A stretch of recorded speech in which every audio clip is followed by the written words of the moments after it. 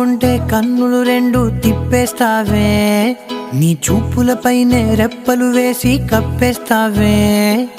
కనిపించని దేవుణ్ణే కన్నార్పక చూస్తావే, కన్నుల ఎదుటే నేనుంటే కాదంటున్నావే. చూపే బంగారం